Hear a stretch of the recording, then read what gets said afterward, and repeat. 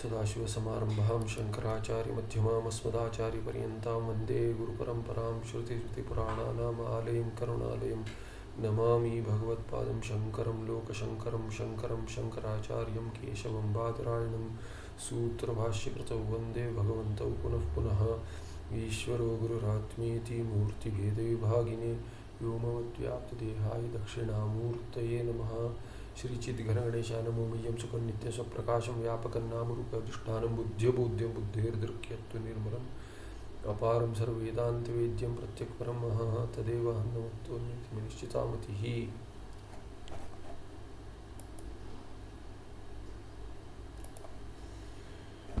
आगे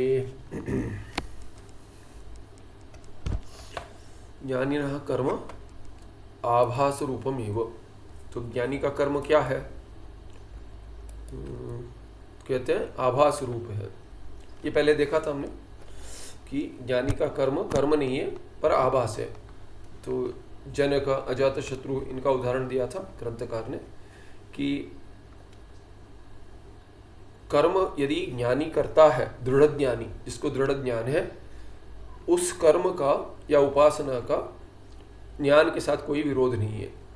क्यों नहीं है? क्योंकि अज्ञान नष्ट हो चुका है, इसीलिए उसका कार्य पुनः उत्पन्न नहीं हो सकता। ये दृढ़ ज्ञानी के बारे में बताया था। तो ये कह रहे ज्ञानिना कर्म आभास रूप में हो। तो क्या होगा वो कर्म? कर्म नहीं होगा, कर्म का आभास होगा।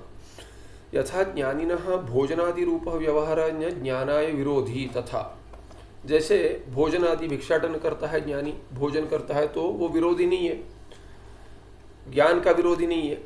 वैसे ही क्या है, तथा आत्मा असंगः क्रिया सर्वा मनोवाक् कायाश्रिता, माने गुणेषु वर्तन्ते, जो पिछले बार देखा था वही है कि क्रिया क्या है, सब क्रिया क्या है, मनोवाक् काया आश्रिता।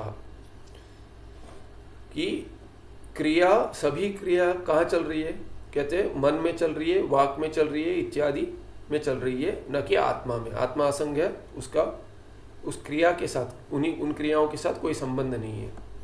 इति ज्ञात्वा क्रियमाणे कर्मोपासने न ज्ञान से विरोधिनी। तो ये कर्म और उपासने जो है वो ज्ञान के विरोधी नहीं होते। ऐसे क्योंकि ज्ञान तो ये चलता रहता है, ये ज्ञान है ज्ञात्वा, इस ज्ञान का विरोध नहीं होता है उससे। क्योंकि क्रिया यदि मन और वाक इत्यादि में आश्रित है और क्रिया चल रही है तो असंग आत्मा तो असंग ही रहेगा, उसका कोई संबंध नहीं होगा, तो क्रिया वहीं चलेगी। तो इसका ज्ञान के साथ क्या विरोध होगा? ज्ञान के साथ विरोध नहीं है। यदि विद्वान असंगत्वेन ज्ञातम आत्मानं कर्ता इति मत्वा कर्मोपासने कुर्यात्। यदि ज्ञान दृढ़ नहीं है तो क्या होगा? असंग आत्मा जो है विद्वान, यदि ये आत्मा असंग है किंतु करता है, ऐसा यदि मान ले, जैसे कर्मकांडी मानेगा कि शरीर से भिन्न, शरीर से संग नहीं है पर भोग से संबंध है, कर्म फल से संबंध है, ऐसे कर्म से संबंध है, ऐसे मान लेगा, तब क्या होगा? कुर्यात् तथा ज्ञानस्य ते कर्मोपासने विरोधिनी भवेताम। तब जाकर ये कर्म और उपासना विरोधी हो जाएंगे, द्विवचने विरोधिनी, तब जाकर होगा। न कि जानकर कि आत्मा असंग है, अकर्ता है, अभोक्ता है। सोयम आत्मनः असंगत्व विषयकः दृढ़ निश्चय विदुषा कर्मोपासनाभ्याम न दूरी भवति। तो ये सोयम आत्मनः असंगत्व विषयकः दृढ़ निश्चय, ये दृढ़ निश्चय जो है असंगत्व विषय है आत्मा का, तो ये विदुषा कर्मोपासनाभ्याम न दूरी भवति। तस्माद कर्मोपासना से उसे दूर नहीं ले जाता है, दूर ले जाए ऐसा नहीं है कि वो दृढ़ निश्चय है।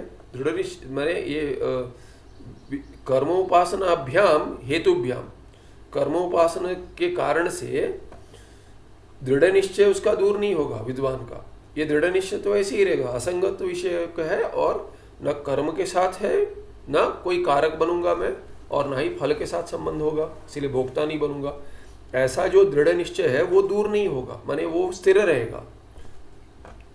कर्मोपासना करने से ये हेतु है, नहीं होगा, न कर दिए तस्माद आभास रूपे कर्मोपासने दृढ़ बोधस्य न विरोधिनी। इसीलिए ये कर्म का यदि आभास हो रहा है तो दृढ़ बोध का विरोध नहीं। जैसे स्वप्न में आभास हो रहा है या रज्जु में सर्प का आभास हो रहा है, वास्तविक नहीं है। तो आभास रूप है जिसका, स्वरूप में ही कर्म और उपासना आभास है जिसके लिए, उसके लिए दृढ़ बोध का विरोध नहीं होगा, वो उनमें विरोध नहीं है। अतः एव जनकादय आभास रूपम कर्म अनुष्ठितवन्तः। तो जनक अजातशत्रु इन्होंने कैसा कर्म किया था? तो कहते हैं आभास रूप कर्म किया था। उनके लिए तो कर्म था नहीं, कर्म का आभास था। गुणागुणेषु वर्तन्ते, यहाँ पे 2 नंबर टिप्पण था। तस्मात् आभास रूप क्या है?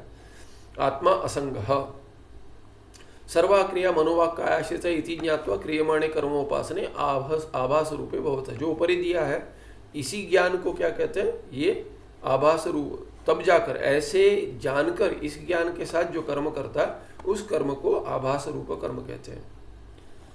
तो ये हो गया पन्ना ये। इसमें आत्मानम असंगम ज्ञात्वा इतर व्यवहारवत वैदिक शुभ कर्मादि अनुष्ठानमपि देहादि धर्म इत्येव ज्ञात्वा विदुषा क्रियमाणम शुभम कर्म आभास रूपम शुभम कर्म अपि आभास रूपम एव। तो अभी कौन सा कर्म कहते? सभी कर्म। आत्मा यदि असंग है, ऐसे ज्ञान हो गया, आत्मानम असंगम ज्ञात्वा। असंग माने केवल शरीर से भिन्न नहीं, न करता है न भोगता है। तो इतर व्यवहारवत ज्ञात्वा इतर व्यवहारवत वैदिक शुभ कर्मादि अनुष्ठानमपि। तो जैसे भोजनादि है कर्म, वो जैसे आभास है, वैसे ही क्या शुभ कर्म इत्यादि अनुष्ठान, वैदिक कर्म, पुण्य कर्म का पुण्य प्राप्त करने के लिए, वो भी सब क्या है? देहादि धर्म इति एव ज्ञात्वा। वो किसका है? गुणागुणेषु वर्तन्ते। बार बार वही है, एक ही पर्याप्त है गीता में, गुणागुणेषु वर्तन्ते इति मत्वा न सज्जते। तो असंग आत्मा है, इसीलिए वैसे ही ज्ञानों के संग नहीं होगा, न सज्जते, संग नहीं होगा उससे। क्योंकि वैदिक शुभ कर्म का अनुष्ठान भी जैसे इतर व्यवहार होता है, चलना फिरना खाना इत्यादि, जो हाथ पैर इत्यादि कर रहे हैं, वैसे ही ये देहादि धर्म है। वैदिक शुभ कर्म अनुष्ठान भी देहादि धर्म है। ऐसे जानकर विदुषा क्रियमाणम शुभ कर्म अपि शुभम कर्म अपि आभास रूपम होगा। शुभ कर्म भी क्या होगा? आभास रूप ही होगा। तस्य अपि ज्ञानेन सह विरोध नास्ति। तो पुण्य कर्म जैसे भिक्षाटन इत्यादि का विरोध नहीं है, या जनक अजातशत्रु का राज्यपालन इत्यादि का विरोध नहीं है ज्ञान के साथ, वैसे ही वैदिक कर्म भी यदि करेगा तो उसका भी विरोध नहीं है, क्योंकि वो कर्म नहीं है, आभास रूप है। भाष्यकारादि भी कर्मोपासनयो ज्ञानेन यो विरोधः उक्ता। तो कहते हैं भाष्य में तो भगवान भाष्यकार आपके विरोध दिखाते हैं, तो वो विरोध तो जो है ना, उक्ता सह आत्मा कर्ता भोक्ता च इति ज्ञानपूर्वकम क्रियमाण कर्म उपासना विषयः। उसका क्या विषय है? वो जो विरोध बताया है भगवान भाष्यकार कहते हैं कर्म और कर्म उपासना और ज्ञान, कर्म और ज्ञान या उपासना और ज्ञान एक साथ नहीं जाते, दोनों में विरोध है। ये जो बताया वो आत्मा को कर्ता भोक्ता मानता है, उसके लिए कहा है। आत्मा को जो कर्ता भोक्ता कर्मकांडी मानता है, उसके समुच्चय के लिए विरोध कहा है। यहाँ जो है वो ये वास्तविक समुच्चय नहीं है, ससमुच्चय है नहीं। ये क्या है कि समुच्चय तो कर्म का तब होगा जब ये कर्म होगा, कर्म ही नहीं है, कर्माभास है। आभास का और सत्य स्वरूप ज्ञान का क्या विरोध है? या सत्य स्वरूप के वृत्ति रूप ज्ञान समझ लीजिए, वृत्ति रूप ब्रह्माकार वृत्ति है, उसका और किसी कर्म का आभास होता है, उसका क्या विरोध है?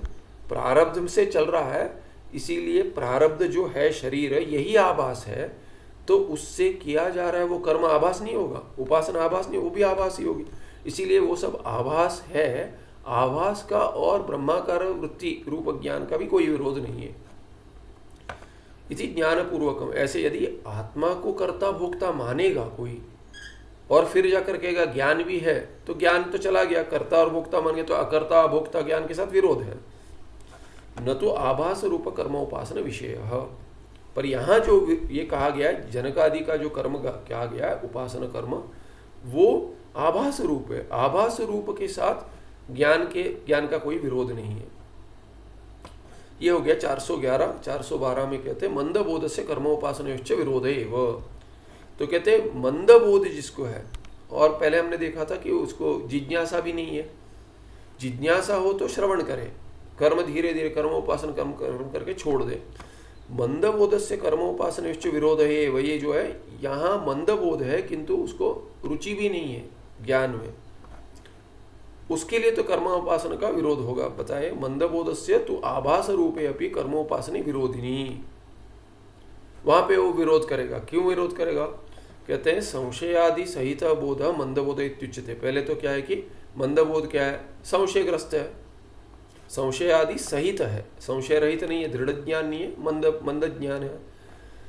यस्य अंतःकरणे आत्मा असंगो वा किं वा न तथा इति कदाचित संशयो जायते। कभी कभी लगता है कि अरे लग तो रहा है कि विषय से आनंद प्राप्ति हो रही है, तो आत्मा असंग कैसे? मैं स्वरूप में असंग वास्तविक हूँ क्या? क्योंकि आनंद तो मुझ में प्रतीत हो रहा है, मुझे अनुभव हो रहा है आनंद का, इसलिए अनुभव कोई प्रमाण नहीं है। अनुभव क्या हो रहा है कि अरे आनंद प्राप्त हो रहा है विषय से, इस विषय का ग्रहण करता हूँ तो आनंद होता है, उस विषय का ग्रहण करता हूँ तो आनंद चला जाता है, दुख प्राप्ति होती है। तो राग द्वेष ये सब संशय आएगा कि असंग कैसे होगा, राग तो मुझ में है, ऐसे जिसको बार बार संशय आता है।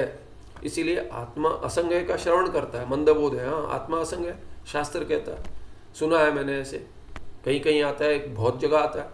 फिर कहेगा अरे ऐसा होगा क्या, क्योंकि अनुभव तो मेरा विरोध है। इसीलिए इति कदाचित संशय जायते यस्य अंतःकरण, जिसके अंतःकरण में ऐसे प्रश्न उत्पन्न हो गया, अंतःकरण मन का काम कर रहा है तो संशय उत्पन्न करेगा, संकल्प विकल्पात्मक। सपुरुष आत्मा असंग एव न मे कर्तव्यम किंचिरपि अस्ति इति वारं वारं अनुसंधानम कुर्यात्। उसे क्या करना चाहिए? जिसको आत्मा असंग है पता ही नहीं है, वो तो कर्म में जुड़ा रहेगा, विषय से आनंद प्राप्त हो रहा है ऐसे मानकर चलेगा। पर जिसको आत्मा असंग है ऐसे बताया है, संशय आया है, तो बार बार इसका प्रयत्न करे कि आत्मा असंग है ऐसे शास्त्र क्यों कह रहा है। यदि मुझे अनुभव उससे विरुद्ध है तो आत्मा ऐसे क्यों कह रहा है, तो ये कहाँ पर है वास्तविक, इसका अधिकरण क्या है, संग कहाँ बन रहा है, सुख दुख इत्यादि का। तो वहाँ पे पता चला कि अंतःकरण में। इसीलिए क्या है कि सपुरुष उसको क्या करना चाहिए, माने वही मंदबोध जिसको है, मंदबोध जिसको उत्पन्न हुआ है उसको क्या है, आत्मा असंग एव न मे कर्तव्यम किंचिरपि अस्ति। आत्मा माने मैं तो असंगी हूँ, मेरा कोई कर्तव्य कर्म नहीं है, कुछ भी नहीं है, ऐसे बार बार अनुसंधान करें। यदि बार बार वो पुनः पुनः श्रवण कुर्यात, ऐसे आत्मा असंग असंग असंग बार बार आएगा तो रटना नहीं है। पर कैसे वो प्रश्न पूर्वक होगा कि बोध जब भी उत्पन्न होगा तो प्रश्न करेगा, कि संशय आएगा तो प्रश्न करेगा कि ऐसा क्यों है। तो बार बार अपने को मन से, मन का संस्कार क्या है कि मैं कर्ता भोक्ता हूँ, अभी असंग है करके संस्कार बढ़ जाएगा तो फिर वो दृढ़ हो जाएगा। फिर क्या है कि एवं अनुचिंतयतः कालेन, दीर्घ काल ने करके समझ लीजिए, थोड़ा काल हो दीर्घ काल हो, एवं ऐसे जो अनुचिंतन करता है कि नहीं तो अन्य आत्मा संग है, बार बार जब ये संग आ रहा है, ऐसे लग रहा है अनुभव हो रहा है सुख, अरे सुख दुख का मेरे से कुछ लेना देना नहीं है, ये मन में चल रहा है ठीक है, मैं उसका साक्षी हूँ, ऐसे जो बार बार बार अनुचिंतन करेगा तभी कालेन, जितना काल पर्याप्त हो, क्योंकि उसको पता चलेगा कि कितना संशय आ रहा है नहीं आ रहा है, जिसको जितना संशय उतना अभ्यास बार बार करे, तभी संशय निवृत्ति होकर, निवृत्त्या संशय निवृत्त्या दृढ़बोध जायेत। मंदबोध ही क्या है कि ये अभी परिवर्तित हो जाएगा दृढ़ बोध में, दृढ़ बन जाएगा बोध, फिर नहीं करेगा, धीरे धीरे धीरे धीरे संस्कार आएगा तो छूट जाएगा। देखिए केवल ऐसा नहीं है कि रटेगा, ऐसे ये कोई व्याकरण सूत्र नहीं है कि कहेगा सुप्तिंगंतम पदम सुप्तिंगंतम पदम सबसे सहज वाला सूत्र बता दिया, या तो पहला वाला वृद्धि रेची, लघु वाले कहेंगे क्या है हलंत्यम हलंत्यम हलंत्यम करके कहेंगे, वैसा नहीं है। तो ये क्या है कि संशय की निवृत्ति द्वारा दृढ़ बोध होगा, माने जितना जब उसको ऐसे संस्कार आएगा कि मुझे इससे सुख प्राप्त हो रहा है, इससे दुख आ रहा है, राग द्वेष जो भूमिका बन रही है, तभी उसको क्या है कि जितना ये अधिक श्रवण किया होगा, नहीं आत्मा असंग है, मैं इससे जुड़ा नहीं हूँ। यदि मैं अपने आप को कर्ता भोक्ता मानता हूँ तब जाकर ये सुख प्राप्ति का प्रयास करूँगा, तब जाकर ये दुख की निवृत्ति का प्रयास करूँगा, या प्रयास करूँगा तो भी ये मुझसे जा रहा है दुख या मुझे सुख प्राप्त हो रहा है, ऐसे मैं समझूंगा यदि इसको सत्य मानता हूँ तो। यदि नहीं मानता हूँ तो क्या धीरे धीरे धीरे वैसे विषय से जुड़ना भी कम हो जाएगा। तो ये असंग जो सुना है वो उसका भी फिर अनुभव होगा। असंग नहीं, मैं जुड़ नहीं रहा हूँ, उसमें होकर भी नहीं जुड़ रहा हूँ। जैसे सुषुप्ति में मैं नहीं जुड़ता हूँ इनसे, स्वप्न में जैसे नहीं जुड़ता हूँ वैसे ही मैं इनसे नहीं जुड़ा हूँ जागृत अवस्था में। ऐसे बार बार अनुसंधान करने से क्या होगा, ये अनुचिंतन होगा। चिंतन होने से क्या हो जाएगा कि संशय की निवृत्ति होगी और उसके द्वारा दृढ़ बोध उत्पन्न हो जाएगा। तथा चिंतनम अकुर्वन् यदि कर्मोपासने एव अनुतिष्ठेत, ऐसे चिंतन नहीं करेगा और कर्म और उपासन का अनुष्ठान करो करके किसी ने कह दिया तो बार बार वही करते रहेगा, तब क्या होगा, तथा जातोपि मंदबोधो दूरी भवेत, तब जो थोड़ा बहुत ज्ञान था वो भी चला जाएगा। पहले ही ठीक था कह गए, अभी तो और भी माने कि क्योंकि संशय ऐसा बढ़ते जा रहा है तो क्या होगा, अद्वैत ज्ञान चला जाएगा। बोलते कि नहीं ये क्या, पहले से तो अभी ठीक हूँ मैं इसमें, माने ये वेदांत में जाने से, वेदांत में तो क्या है कि रात को नींद नहीं आ रही थी क्योंकि असंग, और यहाँ पे तो ठीक है कर्मोपासन कर रहा हूँ, ठीक था। तो वो संशय जो था, संशय की अवस्था अच्छी नहीं होती किसी के लिए भी। तो संशय के पहले क्या था कि दृढ़ ज्ञान था। कैसा दृढ़ ज्ञान था, मनुष्यो हम, कर्ता हम, भोक्ता हम, वही ठीक था। कहता था कम से कम रात को निद्रा तो आती थी। ये वेदांत ने बिगाड़ दिया, ऐसा होगा तो उसको कहेंगे देखो इसीलिए पहले ठीक थे, देखो अभी तो तुम्हारी अवस्था कैसी है, उससे तो ठीक से सो भी नहीं पा रहे थे तो क्या अवस्था है, इससे तो वेदांत नहीं करते तो छुड़वा देगा, वो भी छुड़वा देगा। क्योंकि क्या है कि कर्म उपासन से मैं करता हूँ, मैं भोगता हूँ, ये है। तो अकर्ता भोगता ये क्या बोल रहे हैं, कुछ नहीं, किसी ने लिख दिया होगा, किसी ने मान लिया, ऐसे कर कर ये मंदबोध जो है वो हट जाएगा, दूरी भवेत। क्यों, क्योंकि अहम कर्ता भोक्ता इति विपरीत निश्चय दृढ़ी भवेत। अहम क्योंकि कर्ता हूँ इसीलिए कर्म कर रहा हूँ, उपासक हूँ इसीलिए उपासन कर रहा हूँ, उससे भोग मिलेगा। ऐसे जो अनुचिंतन कर रहा है, कर्म में जुड़कर, उपासन में जुड़कर, ऐसे ही फल प्राप्त होगा। तो क्या होगा, को विरोधी है, अकर्ता व भोक्ता आत्मा, असंग आत्मा उसका विरोधी है उस, और वो मंद था इसीलिए ये तो रोज रोज कर रहा है कर्म उपासना, दिन भर कर रहा है, दिन में 3 बार कुछ उपासन करता हूँ, बोलते हैं जब करता हूँ, समय मिलता है तभी करता हूँ, उपासन करता हूँ। तो क्या है कि ये विचार कर कर ही करता है मैं उपासक हूँ, ये उपास्य भेद है। तो इसीलिए क्या है कि वो मंद बोध जो है असंग आत्मा का, उसको हटा देगा।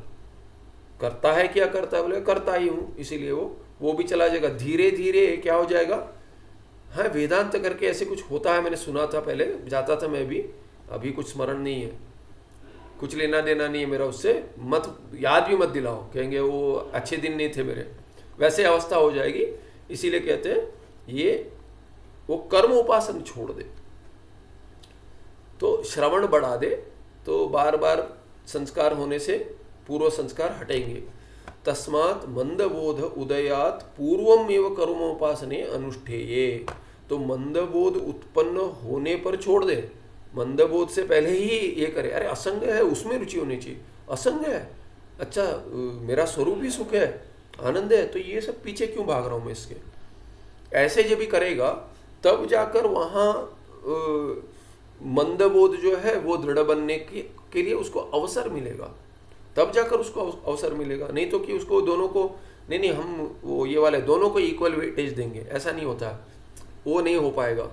इसीलिए कहते हैं कि वो एक जिस कर्म और उपासन का संस्कार अधिक है, इसीलिए दोनों को उतना ही समय देकर उतना ही ये करेंगे, नहीं दोनों करता हूँ मिलके, ये भी ठीक है वो भी ठीक, ऐसे करते रहेगा तो पूर्व संस्कार तो कर्ता भोक्ता ही की है, वो खा जाएगा, मंद ज्ञान को खा जाएगा। वो छोटी मछली है, वो तालाब की छोटी मछली है, अभी अभी उभर रही है, उसको ये हो जाएगा। तो इसीलिए क्या है कि जहाँ पहले पूर्व संस्कार है उसको अभी अवकाश ना दे, नए संस्कार को अवकाश दे कि अच्छे संस्कार जो बन रहे। और इसमें देखिए एक क्या अच्छा है ना कि बाकी जो कहते हैं, बाकी जिनके भी ग्रंथ है वो कहते हैं अरे देखो तुम पापी हो, तुम्हें नरक जाना पड़ेगा, डरा कर ये कराते हैं। उससे तो अद्वैत क्या है कि देखिए आपको कहते तुम भगवान हो, पूर्ण हो, आनंद स्वरूप हो, तुम्हें कुछ करने की आवश्यकता नहीं है, ये करो वो करो, सब कुछ छोड़ने के लिए बताते हैं। इससे अभी और सहज क्या होगा ना, माने सहज माने करने के लिए कठिन हो फिर भी कि आपके मतलब इसमें बुद्धि में भूसा तो नहीं भर रहे, डर बैठा दे रहे कि देखो अरे ये नहीं करोगे ये हो जाएगा वो हो जाएगा, कुछ अनर्थ, ऐसा नहीं डरा रहे। कर्मकांड में होता है इसमें भी, और उसके पहले और बाकी या जो है नास्तिकों में नहीं किंतु बाकी जो रिलीजन्स है उसमें होता है। वो कहते हैं उसमें डराते ये नहीं करोगे तो वो हो जाएगा, क्योंकि उनको सब प्राप्त करना है ना, वास्तविक कुछ प्राप्त करना है, ये नहीं मिलेगा वो नहीं मिलेगा वो हो जाएगा, ऐसे अनर्थ हो जाएगा, डराते हैं। तो यहाँ तो वो नहीं, यहाँ तो आपको पूर्ण कह रहे हैं। जो ये छोटा है, मैं छोटा हूँ, ये हूँ वो हूँ, उससे आपको अच्छा ही बता रहे, अच्छा बता रहे हैं, उसको भी छोड़कर नहीं मैं अच्छा कैसे हूँ। क्योंकि क्या पूज्य स्वामी जी कहते थे कि ये इनका एक संस्कार कैसे मालूम है, साइकोलॉजिकल है। वेदांत कहेगा तुम आनंद स्वरूप हो, तो ये क्यों आएगा तुम बुद्धू हो करके। माता घर पे माता और फिर वो टीचर बताते थे, बोलते जाता था मैं, तुम्हें तो बुद्धू कहते थे, मैं बुद्धू हूँ, अभी मुझे कह रहे कि तुम ईश्वर हो, साक्षात तत्वमसि, तो मैं बुद्धू हूँ कह रहे। बुद्धू का संस्कार अधिक है, वो नहीं जाएगा। तो क्या है कि इसीलिए उसको छोड़ना पड़ेगा धीरे, ऐसे नहीं तो कि उसके संस्कार बैठे हैं वो। तो अगर यदि कोईगा बुद्धू हो, तुम्हारी ए करने से तुम्हें कुछ लाभ होगा, तो थोड़ा कुछ लाभ होगा, कोई बताए तो वो कहते नहीं अब ऐसे ही देखो, ऐसे ही करोगे तो बुद्धू ही रहोगे। कोई डरा देगा तो क्या है कि इसीलिए वो करेगा, नहीं आप बताइए क्या करो मैं करूँगा। इधर क्या कहते हैं कि कुछ करने की आवश्यकता नहीं है, तुम बुद्धू हो ही नहीं, वो सब अंतःकरण के धर्म में तुम्हारा कुछ लेना देना नहीं है, इसका ऐसे ही छुटकारा हो जाएगा। पर संस्कार इतने छूटते नहीं है, तो सहज जो है वो नहीं चाहिए, कठिनाई से कुछ किया है तो ऐसे प्राप्त किया ऐसा लगना चाहिए। ये सब क्या है कि सब छोड़ दो, तुम हो, ऐसे हो जाएगा, बैठने से नहीं हो जाएगा। बैठने से हम भी नहीं कह रहे बैठना ही नहीं हो पाएगा, हम तो कह रहे मैंने वो जो कहते हैं कि भगवान रमण महर्षि कहते हैं सुम्मयरू, बी एज यू आर, जैसे उनका कहते हैं कि अरे हु एम आई करके उनका ये है क्या कहते हैं उनका मुख्य उपदेश क्या है, कहते थे कि who am I inquiry, who am I उनका मुख्य उपदेश था ही नहीं, सुम्मयरू था। तो आप जैसे हो वैसे रहो स्वरूप में, इसीलिए सेल्फ इंक्वायरी कि क्या है कि आप क्या हो, जैसे हो वैसे रहो, माने ये लाइफ ऑफ बिकमिंग जो है, ट्रांसमाइग्रेशन, संसरण, ये चाहिए वो चाहिए, ये करना है, अरे नहीं मुझ में ये कमी है भर दो, वो चाहिए उससे हो जाएगा, वो लाओ, ये है इसको हटा दो, इत्यादि में लगे रहते हो। पूरा वो शरीर में है सब, उसको सब छोड़ दो, तुम जो हो वो रहो, सुषुप्ति में तुम्हारा जो स्वरूप है वो रहो, सोते रहो ऐसा नहीं, जागते हुए वो सुषुप्ति में जो स्वरूप था उसका चिंतन कर कर वो रहो, ऐसे कहते थे।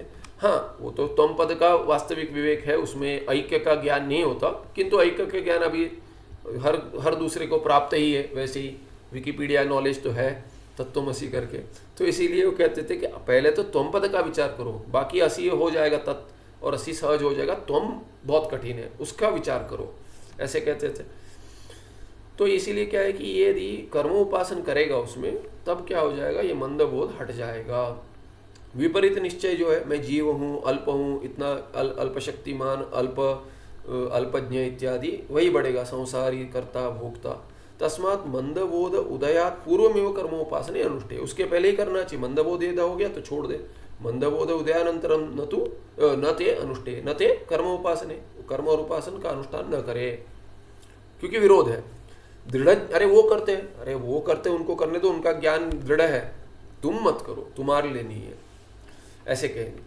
मंदबोध पुरुष, मंदबोध माने मंदः बोध यस्य, स मंदबोध पुरुष बहुरी है, वही पुरुष है। वो कर्म उपासने अनुतिष्ठति चेत, यदि करे कर्म और उपासन, तब क्या होगा, तथा तस्य जातोपि मंदबोध नश्यति इत्यत्र अयम दृष्टांत देते, कहते कि कैसे होगा, ऐसे कैसे होगा, उसमें एक उदाहरण देते। ये उदाहरण क्या है यथा पक्षिणी शिशूनां पक्षोत्पत्ति ही पर्यंतमेव स्वांडानी सेवते। तो देखते हैं पक्षी क्या कहते हैं। तो माता पक्षी जो है, माता क्या करती है, वो अंडा जब देती है तो अंडा पहले घोंसला बनाती है, उसको पता है कि अभी बच्चे आने वाले, तो क्या करती है, पहले अच्छा खासा ढूंढकर घोंसला बना देती है, फिर आकर चुपके से आकर अंडा वहाँ रख देगी, बैठे रहेगी जैसे कि कुछ नहीं है, नीचे अंडा होगा तो अंडे के रक्षण करते बैठेगी, अंडे के ऊपर बैठेगी। तब क्या होगा, अंडा जब तक नहीं फूटता है तब तक बैठेगी, उसके बाद नहीं बैठेगी थोड़ा।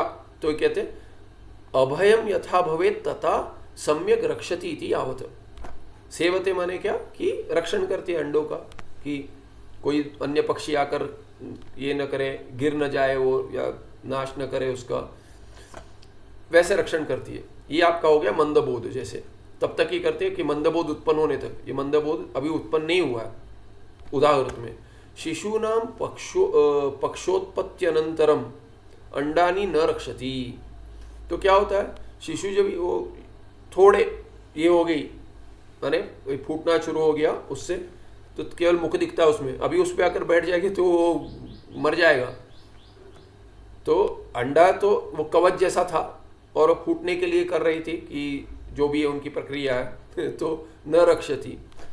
उसके बाद नहीं, यदि पक्षोत्पत्त्यनंतरम अपि अंडानी रक्षेत, यदि पक्षी का जन्म हो गया, माने अंडा फूटकर ये बाहर निकल रहा है, तभी क्या है, अनंतरम, अभी उसको बाहर निकलना भी पता नहीं है क्या करना है, अंडे में था पक्षी को, वो बच्चू पक्षी को पता नहीं है कैसे अभी बाहर आना है क्या, तो तब तक हटाकर धीरे धीरे धीरे वो अंडा फूटकर बाहर आए तब तक करते हैं। अभी उसका रक्षण करना है, पर कैसे, बाहर से, उसके ऊपर नहीं बैठ जाएगी अभी।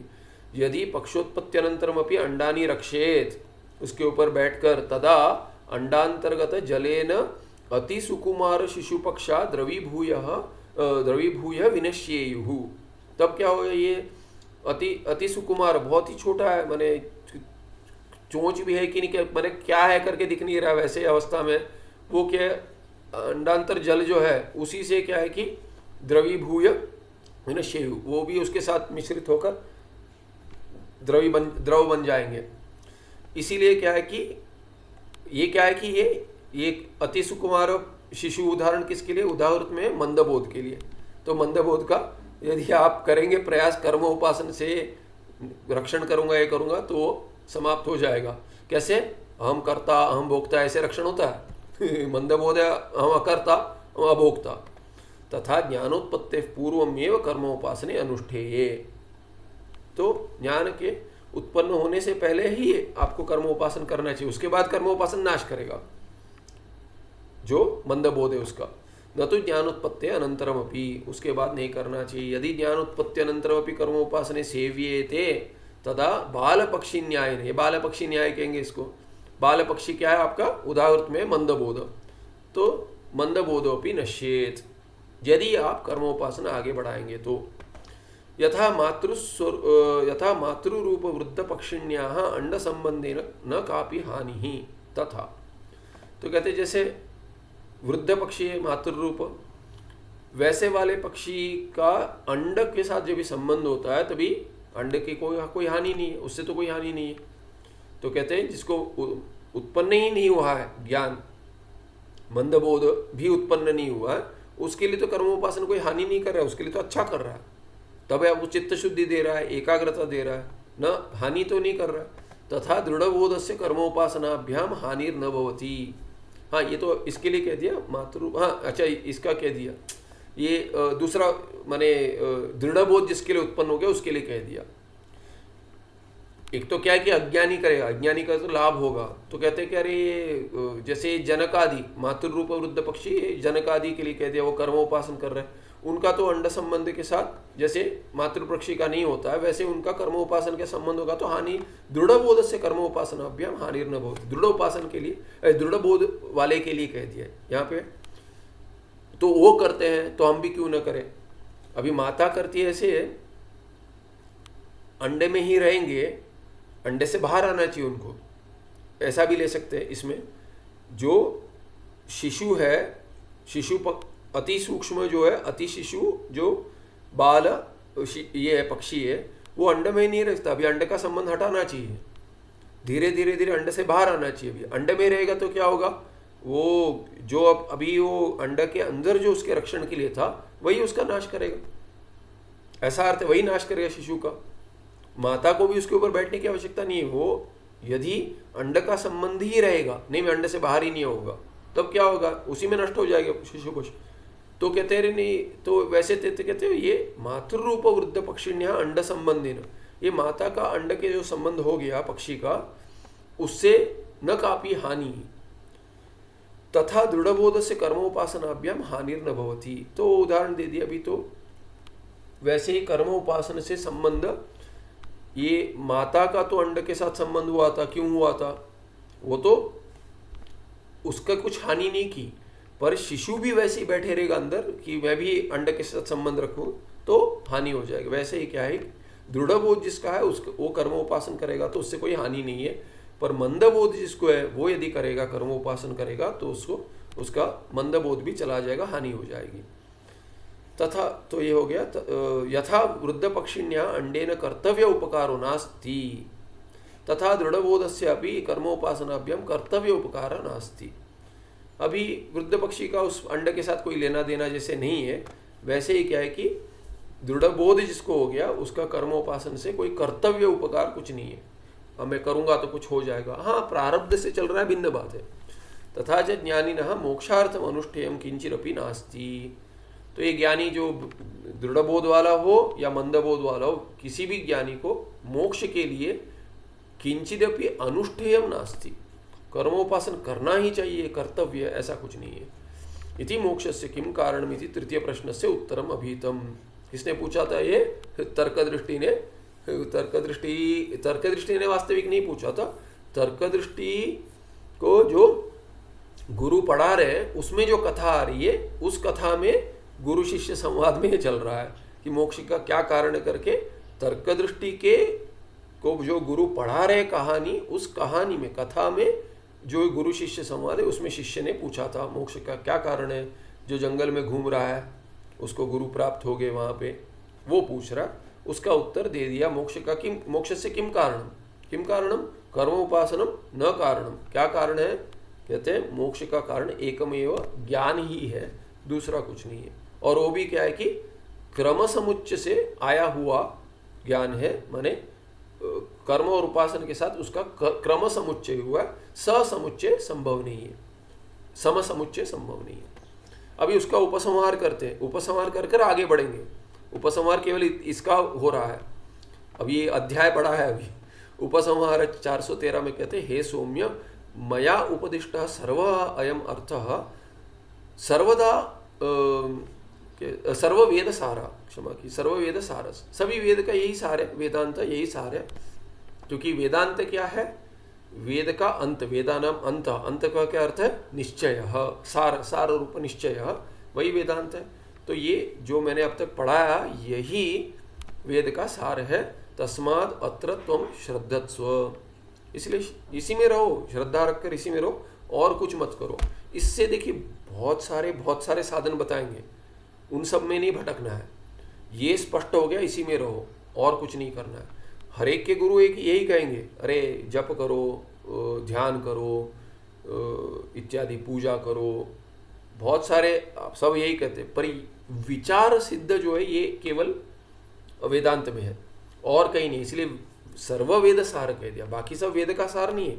हाँ, जप भी है, कर्म भी है, उपासन भी है, कर्मांग उपासन भी है, ये क्या है कि स्वार्थ में जो अर्थ है उनसे वैसे उपासन भी है, जो कर्म के अंग नहीं है वैसे भी उपासन है, ध्यान इत्यादि भी कहा गया है।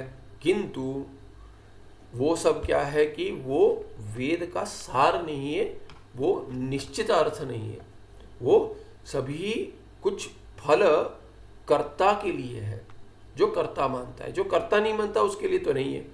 तो कर्ता नहीं है ये जानने के लिए जो चाहे उसकी तैयारी के लिए बाकी सब है, सब अध्यारोप स्थानी है, अपवाद में नहीं आते। वो अपवाद स्थानी में उन सबको हटा देंगे।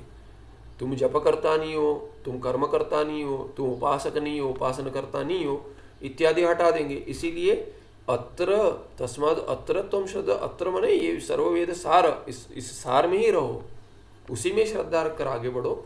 एतद अर्थ ज्ञानेन जनन मरण प्रवाह रूपः अपारः यः संसार महोदधिः तस्य तरणम अनायासेन ते सिद्ध्येत। तो कहते हैं इसमें रह के क्या होगा, यही अर्थ ज्ञान जानकर क्या मिलेगा। कहते जन्म मरण जो प्रवाह चल रहा है इसी को संसार कहेंगे। और कैसा संसार है ये, अपार है, इसीलिए संसार को क्या कहते हैं, महोदधि, महासागर है। इस महासागर को जो पार नहीं कर पा रहे हैं ऐसे लग रहा है, अपार है। अरे इसका माने किसी कहीं भी समुद्र में कि कहीं किसी भी तट पे चले जाओ, समुद्र तट पर दूसरा तट नहीं दिखता, अपार है, कैसे इसको कैसे पार करेंगे, संभव ही नहीं है।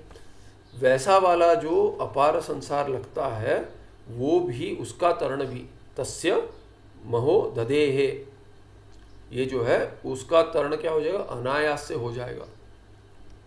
यही है सहज अवस्था। इसी को कहेंगे समाधि के पीछे भागो, यार यही सहज समाधि लग जाएगी। उस समाधि की अपेक्षा ही नहीं है। हाँ मिलता है ठीक है, नहीं मिलता है ठीक है, ये नहीं होना चाहिए कि यहाँ ये समाधि चाहिए उसके पीछे भागते रहो भागते रहो भागते रहो।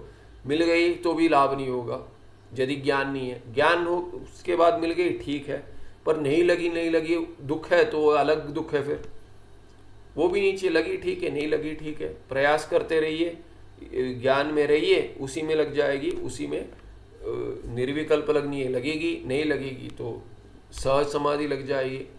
उद्देश्य तो सहज समाधि का ही है शास्त्र का। तो ये उपसंहार में इतना कह दिया। अभी 414 से 417 उपदिष्ट अर्थ का संग्रह करेंगे। बार बार बार हुआ है, अभी फिर से कहेंगे, फिर से सभी साधन सभी बताएंगे। ये जो मैंने बताया ये सब था, अभी फिर से कहूँगा जो कहा है, इसीलिए कहेंगे। क्या कहेंगे, नया कुछ बताएंगे? नहीं, नया कुछ नहीं, वही है। उसको अभी द्राविड़ प्राणायाम हो गया, अभी उत्तरीय करेंगे, उत्तर प्राणायाम। तो अभी सीधा खिलाएंगे, मोटा मोटा जो है ये माने ये एग्ज़ाम के पहले की तैयारी है। सुबह जाते जाते थोड़ा देख लेते, जो मार्क करके रखे ना वो हाईलाइटर से अंडरलाइन ये वो, या तो लिखा है रात भर जो लिखा है, अभी सुबह जाते समय हम बस में पढ़ते थे रात को एग्ज़ाम के समय पढ़ाई करना है, और जो मुख्य है उसको सब बस में जाते समय पढ़ना है।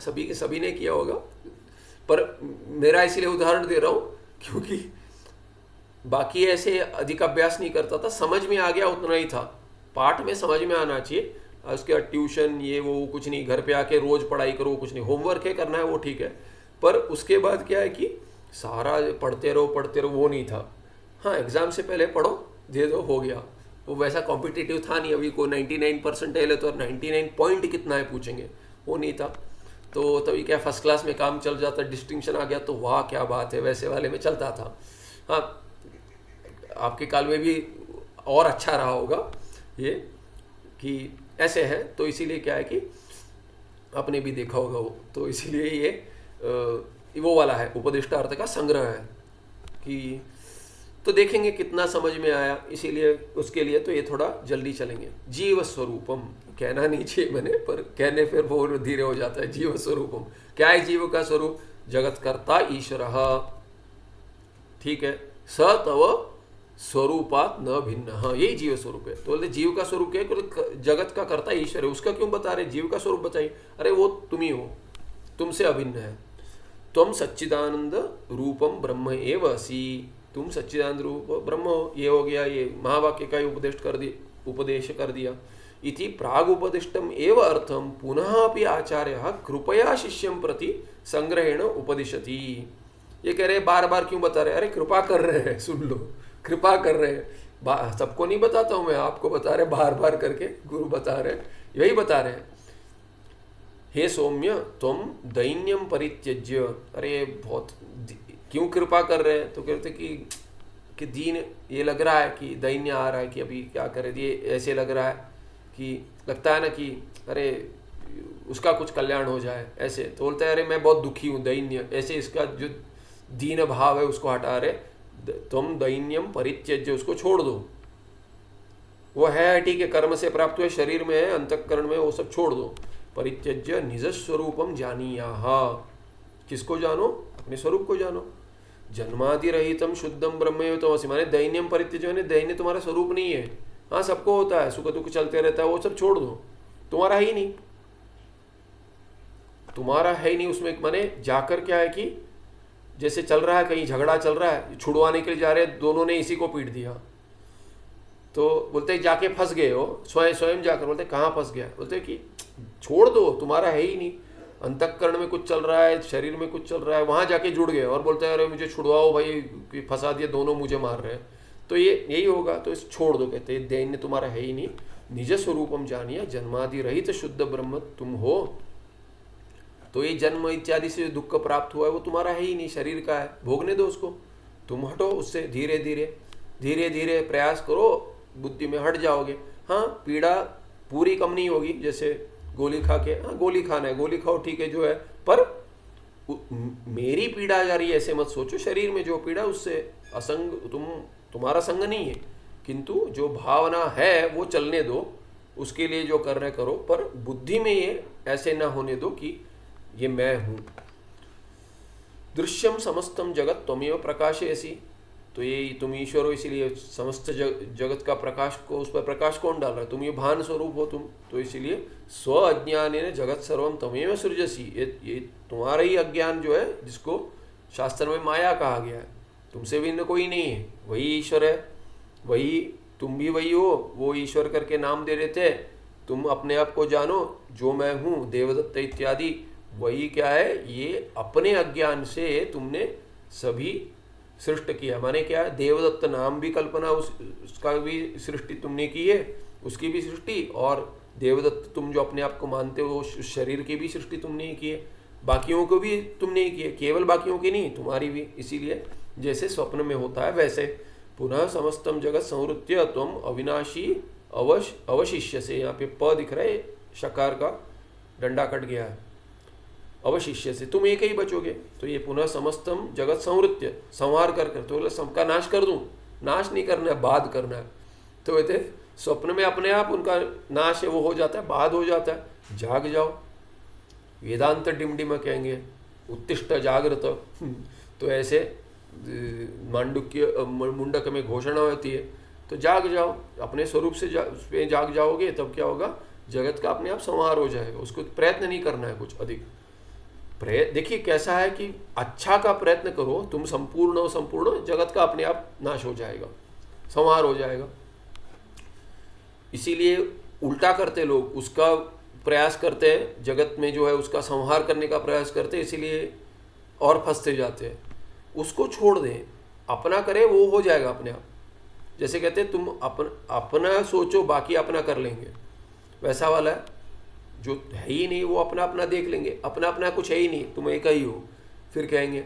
इसीलिए पुनः समस्तम जगत संवृत्य तुम अविनाशी अवशिष्य से, एक ही बचोगे।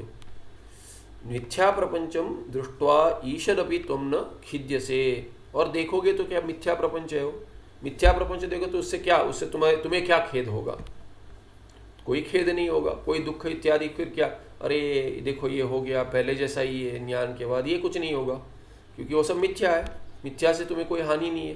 तुम देवान अपि देवो असी, फिर कहेंगे अरे भगवंत आगे कठिनाई देगा, कोई कुछ नहीं कर सकता तुम्हारा। कहते तुम्हारा बाल भी बांका नहीं कर सकता, क्यों, मैं बैठा हूँ, मैं कौन, तुम ही बैठे हो, और कोई नहीं बैठा, तुम्हारा रक्षण के लिए भी कोई नहीं बैठा, क्योंकि तुम ही हो, क्योंकि रक्षा की आवश्यकता नहीं है ना, द्वितीयाद्वयी भयम भवति, तो दूसरा है ही नहीं, तो भय कहाँ से होगा। तो ये कहते हैं यहाँ पे, यदि फिर जुड़ोगे तो देवानाम पशु बनोगे। तो ऑप्शन दे रहे हैं, क्या बनना चाहते हो, देखो देव का पशु बनना चाहते हो कि देव का देव बनना चाहते हो, देवों का भी देव बनना चाहते हो। तो कोई नहीं कहेगा मैं पशु बनना चाहता हूँ देव का, हाँ कोई कह दे भ्रांत, तो कुछ नहीं कर सकते, मैं भगवान का पशु भी ठीक है, ऐसे भक्त होते हैं, बोलते मैं शिव जी का बैल बनना चाहता हूँ, कोई कहेगा कि मैं वो भगवान कृष्ण के साथ जो गाय है ना, वो वैसा वाला गाय का जन्म चाहिए मुझे। ठीक है, भक्ति है, ठीक है, भगवान कहेंगे तथास्तु, वैसे बनो, ठीक है। हाँ वैसे नहीं, मैंने वो तो भावना है, भक्त को तो ऐसा नहीं होगा, ऐसी हास्य में कह रहा हूँ, उसको तो अच्छा जन्म ही मिलेगा, माने वो प्रेम भाव है ना, वैसे जुड़ा है तो ठीक है, द्वैत में ही चलता रहेगा, किंतु मुक्ति नहीं होगी, हाँ अधोगति नहीं होगी, ऐसे नहीं कह रहा हूँ, अधोगति हो जाए तो भी चले, जैसे गंगा स्तोत्र में भी आता है, भगवान शंकराचार्य भी लिखते हैं कि वो इसमें क्या कमोटो मीन है इत्यादि, वो भी बन जाए गंगा जी के, इसमें वो मीन भी कितने अच्छे हैं करके गंगा जी में। तो वैसे कोई चाहेगा कि वो भी है, उनकी स्तुति करते हैं, स्तुति अर्थवाद है कि मैं ये बन जाऊँ, नंदी जैसे बन जाऊँ, या ये कोई कहेगा, या भगवान कृष्ण की गाय बन जाऊँ, सुब्रमण्य के हम मोर बनना चाहता हूँ क्योंकि सुब्रमण्य प्रिय, इष्ट देवता प्रिय इत्यादि करेंगे, ठीक है। कोई कहेगा मैं वानर से न वानर बनना चाहता हूँ, ये सब क्या है कि भावना है, ये इसको कहेंगे अर्थवाद। प्रार्थना भी अर्थवाद से स्तुति कर रहे हैं कि वो हो जाऊंगी, ठीक है, मैंने अच्छा ही जन्म होगा भक्त का भी, इसीलिए नहीं कश्चित कल्याणकृत कश्चित दुर्गतिं तात गच्छति। आगे जाकर फिर हाँ जो पुण्य नष्ट हो जाएगा उसके बाद हो जाएगा। यदि यही है, इतना ही किया है, भक्ति आगे बढ़ेगी नहीं, यदि बंद हो गई, पहले वाला कुछ बाधक बन गया, तो फिर पुनः पुनः जन्म होगा, कैसा जन्म मिलेगा पता नहीं आगे जाके। तो यहाँ पे देवानापि देवोसी, तो इस बृहद में प्रश्न आता है, तो देव जो बाधा डालते हैं, क्योंकि वो नहीं चाहते मेरा कोई पशु चला जाए, तो कहते देखिए जिसके पास हजारों भी पशु है, याज्ञवल्क्य के जैसे कोई ले लीजिए जो 1000 गाय ले गए, उनको कहेंगे अरे आपकी एक गाय अभी नहीं रही, दुख होता है। एक गाय भी नहीं रही, माने करोड़पति हो, कितने करोड़ों, कितने सारे हजारों करोड़ों, फिर भी क्या है कि कुछ करोड़ नष्ट हो गए तो दुख होता है। वैसे ही कहते देवों को भी जो ये नैवेद्य दे रहा है, पूजा पाठ कर रहा है रोज रोज, ऐसा भक्त है वो छोड़ के जाएगा, तो कहते इतने सारे भक्त है आपके, मैं जाऊंगा तो क्या होगा, नहीं, एक जाएगा तो दुख होता है उनको भी, तो बाधा कर पीड़ा देते हैं, नहीं जाने देते। तो और तो इसीलिए फिर भगवान भाष्यकार कहते हैं ऐसा नहीं है कि वो नहीं जाने देते, ऐसा डर कर मत रहिए नहीं जाने देंगे, कष्ट दे रहे हैं। तो कहते हैं वो कष्ट तभी देते हैं, वो तो कर्म का फल दे रहे हैं आपका, आपके प्रारब्ध में कष्ट इसीलिए दे रहे, बिना प्रारब्ध के कोई देवता आपको कष्ट नहीं दे सकता। अभी ज्ञानी को क्या है कि प्रारब्ध एक ही बचा है, उसको तो वो जुड़ा भी नहीं है उससे, उसने तो त्याग कर दिया, मैं अकर्ता अभोक्ता हूँ, इसीलिए उसको क्या है कि वो देव का स्वरूप है, आत्मा है, इसीलिए देवों का भी स्वरूप है, वो क्यों कष्ट देंगे, अपने स्वरूप को कौन कष्ट देता है। जिह्वा यदि अपने गलती से खाते समय दांतों के बीच में आ गई, वो तो प्रारब्ध है, वो सोचकर मैं जिह्वा को काटूंगा करके कोई नहीं कहता, जिह्वा को कौन काटता है, तो इसीलिए वो तो प्रारब्ध से मिल रहा है, वही फल दे रहे थे, तो अभी तो वो भी नहीं कैसा आपको कोई दुख देंगे, नहीं दे सकते क्योंकि तुम उनका भी स्वरूप हो, ऐसे कहेंगे, ऐसे भगवान भाष्यकार बृहद में कहते हैं। तुम अखंड आनंद घनो असी, और क्या है आनंद घनो, उसमें कोई दुख का लेश भी नहीं आ सकता। जगत जीवेश्वरादय त्वयि मायया स्वाप्नार्थवत रज्जु सर्प शुक्ति रजतादिवच्च प्रतीयन्ते इति, यही पढ़ाया था। उसका जो संक्षेप है क्या है, जगत जीव ईश्वरादि जो है ये त्वयि मायया स्वप्नार्थवत, जैसे स्वप्न में अर्थ है वैसे ही जगत भी कल्पित है, जीव भी कल्पित है, ईश्वर भी कल्पित है। तुम शुद्ध ब्रह्म हो, ब्रह्मात्मा, जिसमें जगत जीव ईश्वर तीनों कल्पित है, जैसे स्वप्न का अर्थ है स्वप्नार्थ, या रज्जु सर्प शुक्ति रजतादिवत, रज्जु सर्प ले लो, शुक्ति रजत ले, स्वप्न ले लो, जो भी ठीक है वो लेकर आगे बढ़ो, कहते हैं कोई भी उदाहरण ठीक है। प्रतीयन्ते इति अत्र एते श्लोका भवन्ति। अभी वो मंगलाचरण करते हैं क्योंकि ये मुख्य का जो था वो समाप्त हो गया, इस अध्याय का, अध्याय नहीं समाप्त हुआ पर ये ग्रंथकारी मंगलाचरण करते हैं। लंबा यहाँ लिखा इति ग्रंथकृत एव एते श्लोका, तो ये क्या है लंबा लिखे, दैन्यम परित्यज्य निजात्म रूपम सच्चित सुखम पश्य सदा अद्वितीयम जन्मादि शून्यम परमेव तत्वम ब्रह्मासि शुद्धम निजबोध रूपम। क्या है, दैन्य का परित्याग कर परित्यज्य क्या करें, यहाँ पे कहते हैं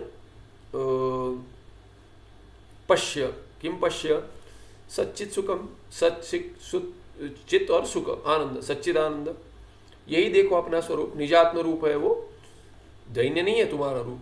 सदा अद्वितीयम पश्य, ये सच्चित सुख कभी रहेगा, कहते सदा रहेगा, अद्वितीय है वो सदा रहेगा, सदा अद्वितीय भी है, सदा सच्चित सुख भी है, ये दोनों ओर जा सकता है। पश्य, इसको देखो, देखो माने जानो, पश्य माने दृश्य, यहाँ पे दृश्य धातु ज्ञानार्थक है। जन्मादि शून्य पर तत्व जो है जन्म आदि नहीं है, ये शरीर का है। परम तत्व को तो कोई न जन्म है, षड्विकार कुछ नहीं है। वैसा वाला ब्रह्म तुम हो, वैसे वाले ब्रह्म तुम हो, और शुद्ध हो, निज बोध रूप हो, ज्ञान स्वरूप। ये नित्य ज्ञान स्वरूप है तुम्हारा। दृश्यम समस्तम जगत, दृश्यम समस्तम दृग भिन्न आत्मा त्वमेव विद्योतसी स्वभासा स्वाज्ञानतः सर्वमिदं विसृज्य पश्चाच्च संवृत्य विशिष्य से अजह। तो यही जो कहा है श्लोक में भी वही अर्थ कह रहे जो संग्रह में कहा है। ये कहते हैं दृश्य जो है, दृग दृश्य विवेक जो कर चुके हो अभी, पहले तो विवेक कर दिया, फिर बाद में कह रहे सर्वम खलविदम ब्रह्म।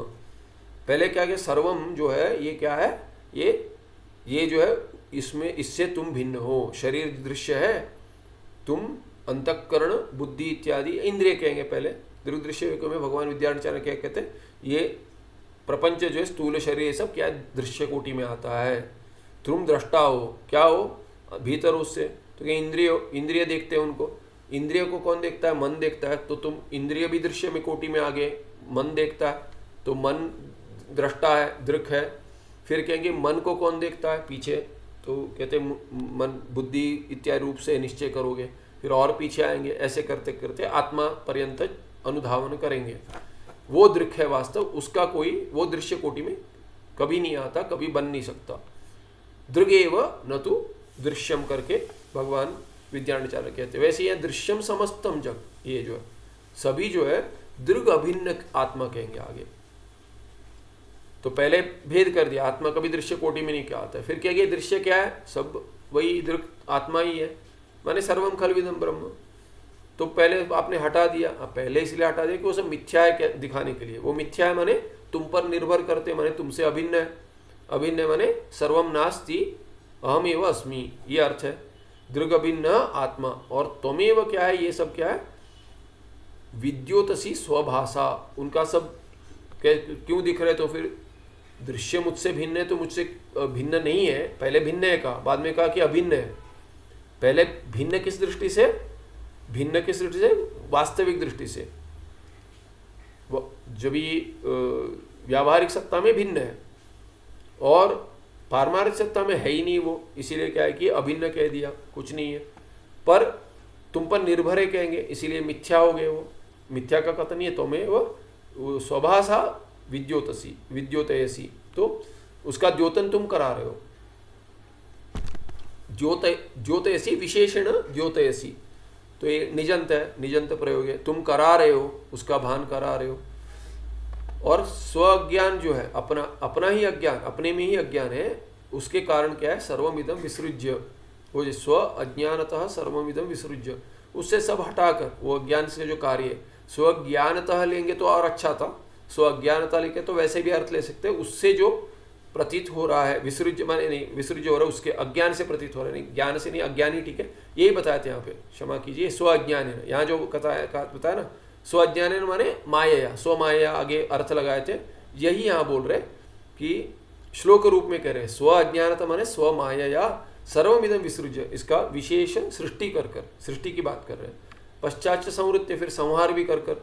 तो तुम ही एक एक अलग अलग काम कर रहे हो, कि जैसे स्वप्न में जा रहे हो तभी सृष्टि कर रहे हो, और जागृत अवस्था में आ रहे हो तो नाश कर रहे हो। वैसे ही विशिष्य से अजह, तुम क्या है कि तुम एक रह जाओगे। यहाँ जो ऊपर कहा था वही अर्थ है, दूसरा कुछ नहीं है। अवशिष्य से, यहाँ विशिष्य से कह दिया श्लोक में। मिथ्या प्रपंच दृष्टवापि न किंचित खिद्यते तव मन, एक कौमा नहीं होना चाहिए, मनोदेवादि देवोपि त्वमेव सुख नीरधि त्वन्माया वशतो भाति जगज्जीवेश विभ्रमः स्वप्नवद रज्जु सर्पादि शुक्तिका रजतादिवत इति। ये जो श्लोक है ना, ये क्या कहते हैं, इसमें मिथ्या प्रपंच क्या है, देखकर भी तुम्हारा कुछ नहीं जाता। वही जो न खिद्यते, यहाँ पे भी वही कह दे, खिद्यते जो ऊपर कहा था, यही श्लोक में भी कह दिया। ये कॉमा हटा दिए, हाइफन डाल दीजिए, या तो एक ही पद है। मन देव आदि जो है, मनो, क्योंकि मनो तो अर्थ नहीं बन रहा, देवादि देवोपि तुम, या तो मनो मनस, संबोधन में क्या बनेगा, मनस, संबोधन है क्या? मनः नहीं, वो तो अर्थ नहीं बनेगा। त्वमेव, ये देवादि देवोपि, मनो देवादि देवोपि तब मिथ्या प्रपंच तो मनो देव, तो ये मन करके भी ले सकते हैं अलग, वैसे तुम ही हो करके, मन भी तुम ही हो, देवादि देव भी तुम हो, अच्छा अर्थ नहीं बन रहा। समस्त वही समस्त करे, पर दोनों इसमें समस्त करेंगे, ये भी करेंगे, तुम ही हो करके कहेंगे। समस्त पद में भी मन हटा के ही लेना पड़ेगा, तो ये कॉमा इसीलिए डाले होंगे, अलग ले लीजिए बोल रहे, तो अलग ले लेंगे तो क्या, मनः मन भी तुम हो, मन भी तुम हो और देवादि देव भी तुम हो, ऐसा अर्थ। माने सर्वम खलविदम ब्रह्म करके अर्थ लगा रहे और देवों के देव भी करके कह रहे हैं। त्वन माया आवेशत नहीं, त्वन मायावश से भाति, तह हेतु में लगा है तसिल, पंचमी अर्थ तसिल। भाति जगत जीव ईश विभ्रम, जगत जीव और ईश्वर का विभ्रम हो रहा है मायावश से। किसके माया है? तुम्हारी माया, जो तुम्हारा अविद्या जो है, अभी उसको माया शक्ति कह रहे, तुम्हारी है। स्वप्नवद रज्जु सर्पादि शुक्तिका रजत आदिवत, यही उदाहरण जो दिए थे, तो ये श्लोक रूप में कर दिया उन्होंने, और कुछ नहीं। ज्ञान साधन वर्णनम, अभी ये हो गया, तीसरे प्रश्न का उत्तर दे दिया, उसका ये भी हो गया, संक्षेप गद्य में भी कर दिया और पद्य श्लोकों में भी अनुबद्ध कर दिया। अभी 415 से 416 दो में क्या कह रहे, ज्ञान का साधन क्या, उसका वर्णन कर रहे। माने ये संक्षेप जो है उसी का संक्षेप आगे बढ़ा रहे कि ये साधन का क्या प्रश्न था उसका। मुमुक्षो हो हे वर्ग से उपदेश, क्या क्या छोड़े, हे वर्ग क्या है, हे सौम्य पदार्थेषु दृढ़ाशक्ति रूपम रागम लोभम द्वेषम कामम च दूरी कुरु, उसको वो हे है, उसको छोड़ दो।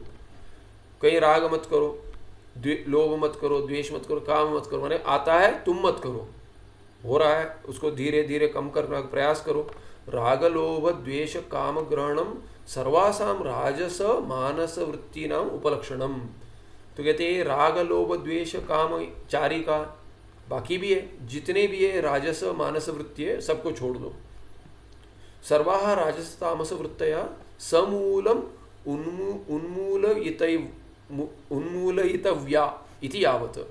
अभी कहते हैं राजस कह दिया, ये उपलक्षण है राजस का। अभी कहते हैं राजस ने तामस को भी हटाइए। राजसिक और तामसिक दोनों वृत्तियों को अपने मूल से, जड़ से उखाड़ दीजिए, यह हटाना चाहिए। उन्मूलित माने जड़ से उखाड़ना चाहिए। इति यावत, ये अर्थ है।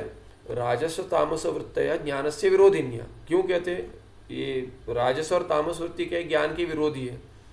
तो बोलते अरे ज्ञान है, कुछ करने की आवश्यकता नहीं है, क्योंकि कहते क्यों, क्योंकि अरे हमने तो ये पढ़ा है अष्टावक्र गीता। अष्टावक्र गीता में क्या आता है? कहते अष्टावक्र गीता में कहते हैं कि वो ज्ञानी तो वो है जिसको अपने पलके भी खोलने में भारी लगता है, ऐसा कहीं आता है। तो कहेंगे अच्छा, तो दिन भर सो जाता हूँ मैं, ऐसा नहीं। वो ज्ञानी के लिए कहा है, तुम्हारा जो ज्ञान है उसमें विरोधी है। ज्ञानी के लिए कहा मैंने वो सो जाओ करके नहीं, क्या वो उस अवस्था में है कि वो आंखें खोलने, मैंने निद्रा अवस्था नहीं है, अज्ञान के वश में नहीं है, वो निद्रा दोष के वश में, वो समाधि की अवस्था में। ऐसे कहा गया, आंख पलके भी खोलना नहीं लगता है, ऐसा कहा है। वो उसकी स्थिति प्रयत्न से प्राप्त नहीं है, सहज हो जाती है। तुम्हारी सहज होती है तो हो, नहीं प्रयत्न से मैं उसके जैसे करूंगा, वो मत करो। वहां पे वो फेक इट और मेक इट नहीं है, वो नहीं हो पाएगा वो, क्योंकि तामस वृत्ति बन जाएगी। सात्विक लगेगी तुमको पर है तामसिक। राजसिक करेंगे तो अरे मैं अजात शत्रु और जनक जैसा बनना चाहता हूँ, अरे उनके लिए ठीक है, तुम मत बनो प्रयास करके।